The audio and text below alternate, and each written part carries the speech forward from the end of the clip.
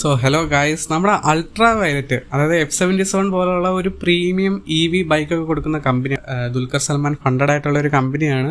അവർ ഇന്നലെ ഒരു അടിപൊളി ഒരു ഇലക്ട്രിക് സ്കൂട്ടർ ലോഞ്ച് ചെയ്തിട്ടുണ്ട്. പേര് ടെസറാക്ട് എന്നാണ്. അതിന് തന്നെ പവർ ഫിഗേഴ്സ് പറയും. 20 bhp പവർ, അതുപോലെ തന്നെ 125 km/h ആണ് ടോപ്പ് സ്പീഡ്. 0 to 60 എത്താൻ 2.9 seconds മാത്രം മതി. പിന്നെ 261 km ആണ് എൻ്റെ റേഞ്ച് പറയുന്നത്.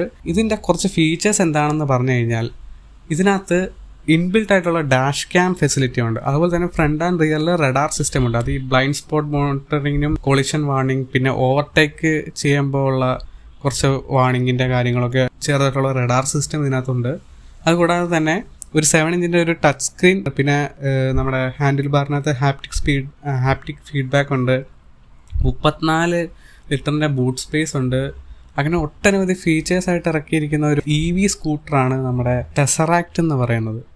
ഇനി ഇതിൻ്റെ ഒരു പ്രൈസ് റേഞ്ച്, ആദ്യത്തെ 1000 കസ്റ്റമേഴ്സിന് 1,20,000 രൂപ മാത്രമേ ഉള്ളൂ. അതിൻ്റെ ഒറിജിനൽ പ്രൈസ് വരുന്നത് 1,50,000 ആണ്. എനിക്ക് തോന്നുന്നത് ബേസ് വേരിയൻ്റ് ആണെന്ന് തോന്നും. കാരണം 3 വേരിയൻ്റ് ആയിട്ടാണ് വരുന്നതെന്നാണ് പറഞ്ഞത്. മറ്റ് വേരിയൻസിൻ്റെ പ്രൈസ് ഒന്നും അനൗൺസ് ചെയ്തിട്ടില്ല. ഒരു മച്ച് മോർ അഫോർഡബിൾ ആണ് മറ്റ് സ്കൂട്ടറുകൾ വെച്ച് നോക്കുമ്പോൾ.